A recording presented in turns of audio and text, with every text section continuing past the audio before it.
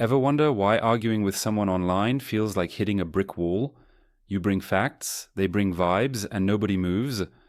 We usually think polarization is a logic problem, but the 18th century philosopher David Hume realized 300 years ago that humans aren't actually logical animals. He famously argued that reason is, and ought only to be, the slave of the passions.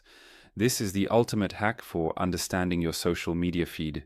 It means your logic isn't the driver of the car. It's just the GPS. Your passions, your feelings, your need to belong, and your us versus them instincts are the ones with their hands on the wheel. Your brain just finds the quickest route to justify where your heart already wants to go.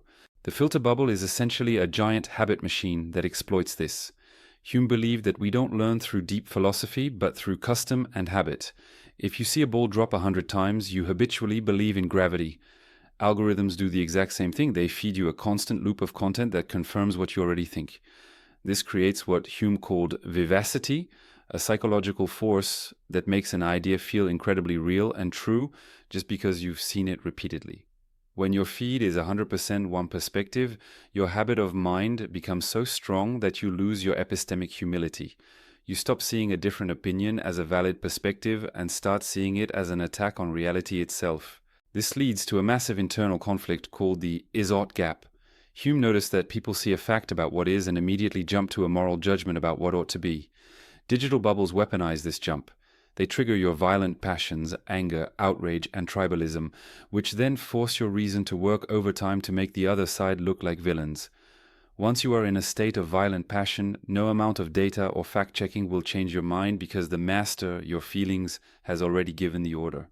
The way to navigate this isn't to try and be perfectly logical, because Hume argues that's impossible. Instead, he suggests a strategy called mitigated skepticism.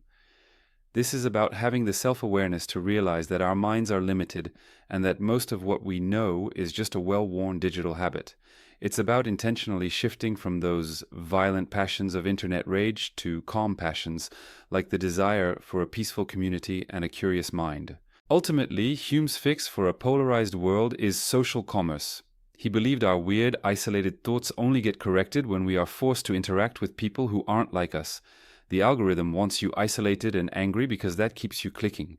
Hume wants you to realize that your certainty is mostly just a digital habit. To beat the bubble, you have to be a Humean skeptic. Stay curious, stay calm, and remember that your logic is probably just making excuses for your feelings. In a world of algorithmic certainty, the most radical thing you can be is someone who is okay with being wrong.